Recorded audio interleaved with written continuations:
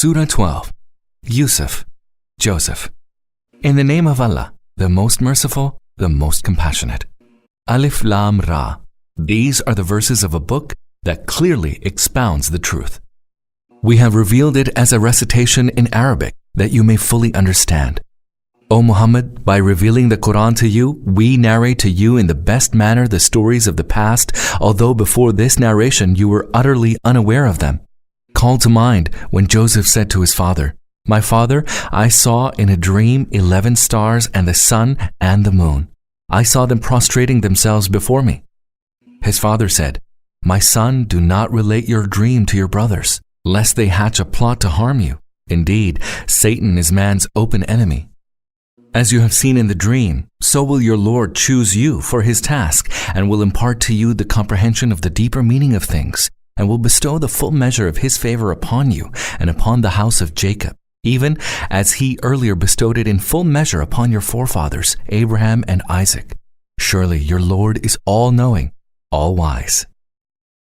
And call to mind when the brothers of Joseph conferred together and said, "Surely Joseph and his brother are dearer to our father than we are. Although we are a group of so many, our father is clearly mistaken. So either kill Joseph or cast him into some distant land so that your father's attention may become exclusively yours, and after so doing, become righteous."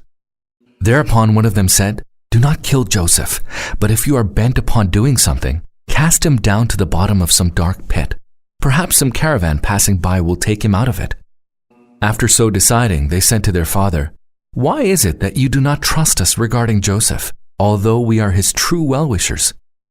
Send him out with us tomorrow, that he may enjoy himself and play while we will be there standing guard over him."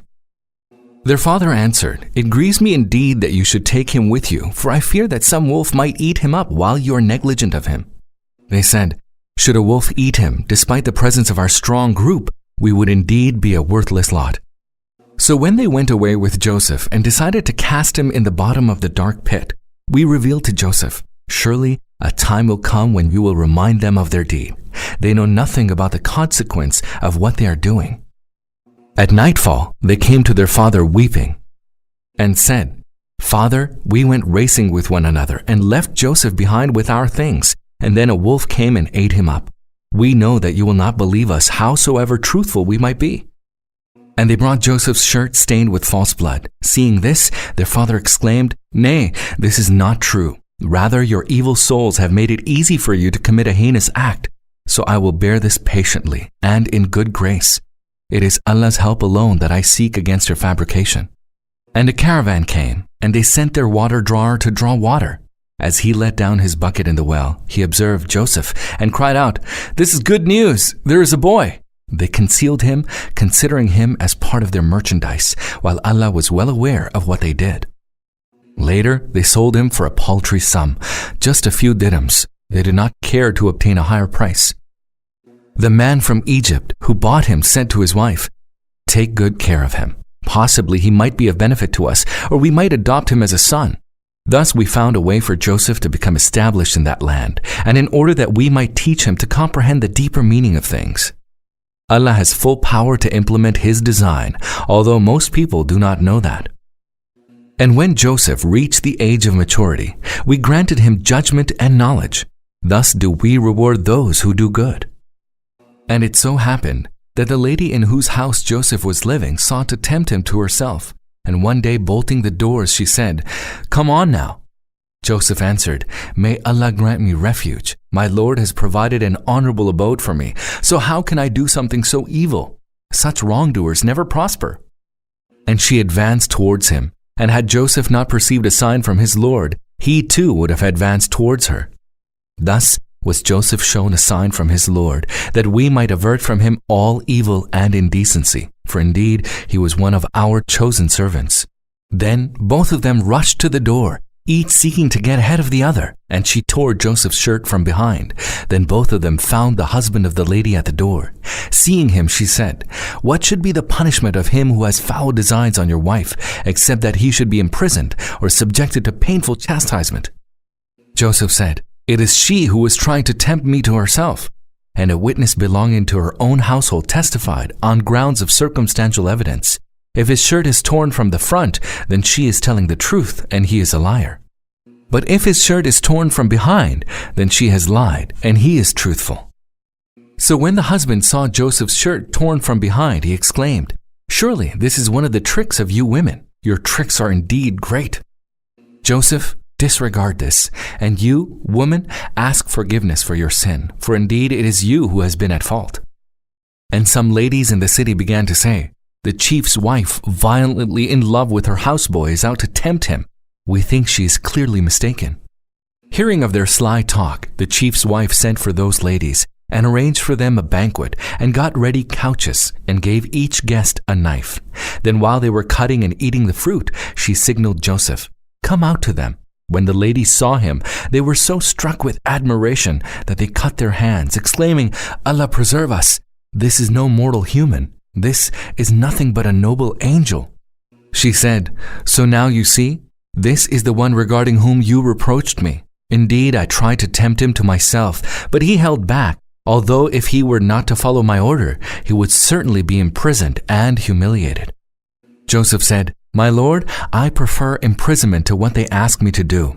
And if you do not avert from me the guile of these women, I will succumb to their attraction and lapse into ignorance."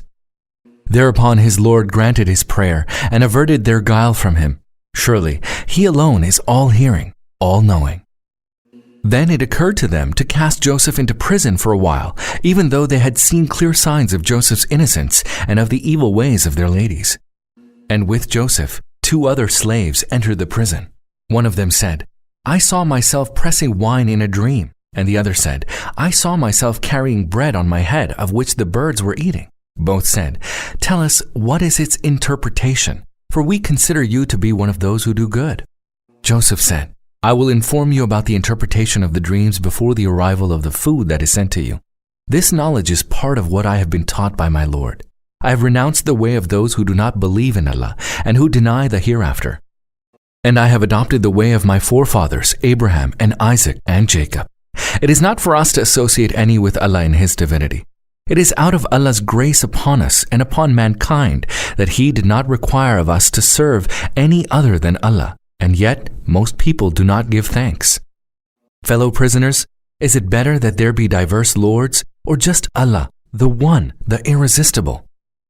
Those whom you serve besides Him are merely idle names that you and your fathers have fabricated, without Allah sending down any sanction for them. All authority to govern rests only with Allah. He has commanded that you serve none but Him. This is the right way of life, though most people are altogether unaware. Fellow prisoners, this is the interpretation of your dreams. One of you will serve wine to his lord, the king of Egypt. As for the other, he will be crucified, and birds will eat of his head. The question concerning what you asked has thus been decided." And Joseph sent to the one of the 2 prisoners who he knew would be set free, "Mention me in your lord's presence." But Satan caused him to forget mentioning this to his lord, the ruler of Egypt. And so Joseph languished in prison for several years. And once the king said, "I have dreamt that there are 7 fat cows, and 7 lean cows are devouring them, and there are 7 fresh green ears of corn, and 7 others dry and withered. My nobles, tell me what is the interpretation of this dream, if you are well versed in interpretation of these dreams." They said, "These are confused dreams, and we do not know the interpretation of such dreams." Then one of the 2 prisoners, the one who had been set free, now remembered, after the lapse of a long period, what Joseph had said. He said, "I will tell you the interpretation of this dream. Just send me to Joseph in prison." Then he went to Joseph and said to him, "Joseph, O truthfulness incarnate, tell the true meaning of the dream in which 7 fat cows are devoured by 7 lean ones, and there are 7 green ears of corn, and 7 others dry and withered, so that I may return to the people and they may learn." Joseph said, "You will cultivate consecutively for 7 years. Leave in the ears all that you have harvested, except the little out of which you may eat. Then there will follow 7 years of great hardship, in which you will eat up all you have stored earlier, except the little that you may set aside. Then there will come a year when people will be helped by plenty of rain, and they will press grapes." The king said, "Bring this man to me." But when the royal messenger came to Joseph, he said, "Go back to your master and ask him about the case of the women who had cut their hands. Surely my Lord has full knowledge of their guile." Thereupon the king asked the women, "What happened when you sought to tempt Joseph?" They said, "Allah forbid, we found no evil in him." The chief's wife said, "Now the truth has come to light. It was I who sought to tempt him. He is indeed truthful." Joseph said, "I did this so that he, i.e. the chief, may know that I did not betray him in his absence, and that Allah does not allow the design of the treacherous to succeed. I do not seek to acquit myself, for surely oneself prompts one to evil, except him to whom my Lord may show mercy. Verily, my Lord is ever forgiving, most merciful." The king said, "Bring him to me. I will select him exclusively for my own service." So when Joseph spoke to him, the king said, "You are now one of established position, fully trusted by us." Joseph said, "Place me in charge of the treasures of the land. I am a good keeper and know my task well." Thus did we establish Joseph in the land so that he could settle wherever he pleased. We bestow favor out of our mercy on whomsoever we please, and we do not cause the reward of those who do good to go to waste. Surely the reward of the hereafter is better for those who believe and act in a God-fearing way. And Joseph's brothers came to Egypt and presented themselves before him. He recognized them, but they did not know him. And when he had prepared for them their provisions, Joseph said, "Bring to me your other brother from your father. Do you not see that I give full measure and am most hospitable? If you do not bring him to me, you shall have no corn from me, and do not even attempt to come close to me." They said, "We will surely try to prevail over our father to send him. Be sure we shall do so." And Joseph said to his servants, "Put surreptitiously in their packs the goods they had given in exchange for corn." Joseph did so, expecting that they would find it when they returned home.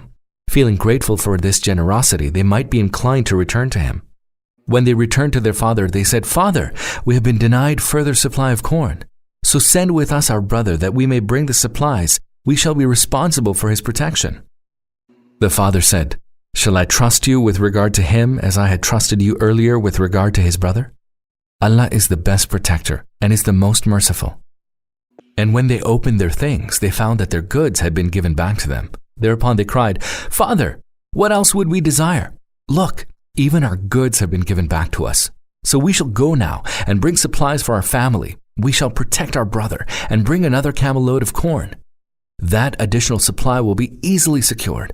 Their father said, "I shall never send him with you until you give me a solemn promise in the name of Allah that you will bring him back to me, unless you yourselves are surrounded." Then after they had given him their solemn promise, he said, "Allah watches over what we have said." And he enjoined them, "My sons, do not enter the city by one gate. Rather enter it by different gates. I can be of no help to you against Allah. Allah's command alone prevails. In him have I put my trust, and in him should all those who have faith put their trust." And it so happened that when they entered the city by many gates, as their father had directed them, this precautionary measure proved ineffective against Allah's will.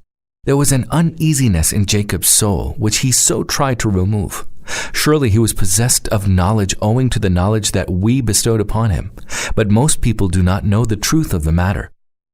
When they presented themselves before Joseph, he took his brother aside to himself and said, "Verily, I am your own brother Joseph, so do not grieve over the manner they have treated you."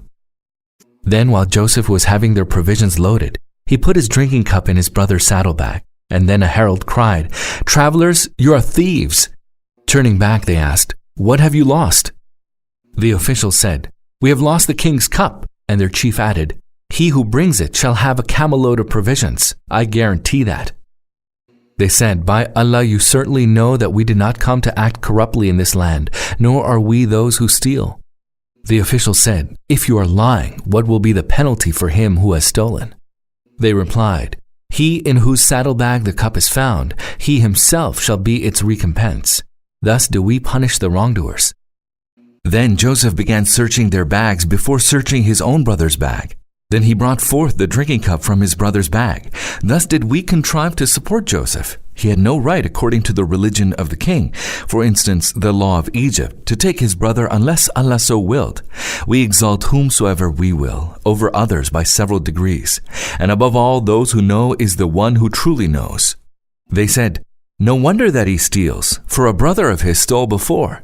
But Joseph kept his reaction to himself without disclosing the truth to them. He merely said to himself, "You are an evil lot. Allah knows well the truth of the accusation that you are making against me, to my face." They said, "O powerful chief, Al-Aziz, his father is an age-stricken man, and in order that he may not suffer, seize one of us in his stead. We indeed consider you an excellent person." Joseph said, "Allah forbid that we should seize any except him with whom we found our good. Were we to do so, we would surely be one of the wrongdoers." Then when they had despaired of Joseph, they went to a corner and counseled together. The eldest of them said, "Do you not know that your father has taken a solemn promise from you in the name of Allah, and you failed in your duty towards Joseph? So I will not depart from this land until my father permits me, or Allah pronounces his judgment in my favor. He is the best of those who judge. So go back to your father and tell him, 'Father, your son has certainly been guilty of stealing. We did not see him stealing but testify according to what we know, and obviously we had no power to keep watch over what is altogether hidden from us. You may inquire of the dwellers of the city where we were, and of the people of the caravan with whom we traveled. We are altogether truthful in what we say.' The father heard the narration and said, 'All that is untrue, but your souls have made it easy for you to engage in a heinous act. So I will be graciously patient even at this. Allah may well bring them all back to me. He is all-knowing, all-wise.' Then he turned his back to them and said, 'Oh, my grief for Joseph.' His eyes whitened with grief, and he was choked up with sorrow, trying to suppress his grief.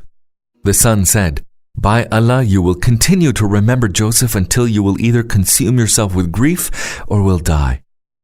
He said, 'I will address my sorrow and grief only to Allah, and I know from Allah what you do not know. My sons, go and try to find out about Joseph and his brother, and do not despair of Allah's mercy. Verily, only the unbelievers despair of Allah's mercy.' On going to Egypt, they presented themselves to Joseph and said to him, 'O chief, we and our family are struck with distress and have brought only a paltry sum. So give us corn in full measure, and give it to us in charity. Allah rewards those who are charitable.' When Joseph heard this, he could not hold himself and said, 'Do you remember what you did to Joseph and his brother when you were ignorant?' They exclaimed, 'Are you indeed Joseph?' He said, 'Yes, I am Joseph, and this is my brother. Allah has surely been gracious to us. Indeed, whoever fears Allah and remains patient, Allah does not allow the reward of such people to go to waste.' They said, 'We swear by Allah, indeed Allah has chosen you in preference to us, and we were truly guilty.' He replied, 'No blame lies with you today. May Allah forgive you. He is the most merciful of all those that are merciful. Take this shirt of mine and throw it over my father's face. He will regain his sight, and bring to me all your family.' And as the caravan set out from Egypt, their father said in Canaan, 'Indeed, I smell the fragrance of Joseph. I say so although you may think that I am doting.' They said, 'Surely you are still in your same old craze.' And when the bearer of good news came, he threw Joseph's shirt over Jacob's face, whereupon he regained his sight and said, 'Did I not tell you that I know from Allah what you do not know?' They said, 'Father, pray for the forgiveness of our sins. We were truly guilty.' He said, 'I shall pray to my Lord for your forgiveness, for He, and indeed He alone, is ever forgiving, most merciful.' And when they went to Joseph, he took his parents aside and said to the members of his family, 'Enter the city now, and if Allah wills, you shall be secure.' And after they had entered the city, Joseph raised his parents to the throne beside himself, and they involuntarily bowed in prostration before him. Joseph said, 'Father, this is the fulfillment of the vision I had before, one that my Lord has caused to come true. He was kind to me when He rescued me from the prison and brought you from the desert after Satan had stirred discord between me and my brothers. Certainly my Lord is subtle in the fulfillment of His will. He is all-knowing, all-wise. My Lord, you have bestowed dominion upon me and have taught me to comprehend the depths of things. O Creator of heavens and earth, you are my guardian in this world and in the hereafter. Cause me to die in submission to you and join me in the end with the righteous. O Muhammad, this is part of the news from the unseen that we revealed to you, for you were not present with them when Joseph's brothers jointly resolved on a plot. And most of the people, howsoever you might so desire, are not going to believe. You do not seek from them any recompense for your service. This is merely an admonition to all mankind. How many are the signs in the heavens and the earth which people pass by without giving any heed? And most of them believe in Allah only when they associate others with Him in His divinity. Do they then feel secure that an overwhelming chastisement shall not visit them, and the hour shall not suddenly come upon them without their even perceiving it? Tell them plainly, this is my way. I call you to Allah on the basis of clear perception, both I and those who follow me. Allah, glory be to Him, is free of every imperfection. I have nothing to do with those who associate others with Allah in His divinity. The messengers whom we raised before you, O Muhammad, and to whom we sent down revelations, were only human beings and were from among those living in earthly habitations. Have these people not traveled in the earth that they may observe the end of their predecessors? Certainly, the abode of the hereafter is much better for those who accepted the call of the messengers and acted in a God-fearing manner. Will you still not act with good sense? It also happened with the earlier messengers that for long they preached and people paid no heed, until the messengers despaired of their people, and the people also fancied that they'd been told lies by the messengers. Then suddenly our help came to the messengers, and when such an occasion comes, we rescue whom we will. As for the guilty, our chastisement cannot be averted from them. Certainly, in the stories of the bygone people, there is a lesson for people of understanding. What is being narrated in the Quran is no fabrication. It is rather confirmation of the books that preceded it, and a detailed exposition of everything, and a guidance and mercy for people of faith.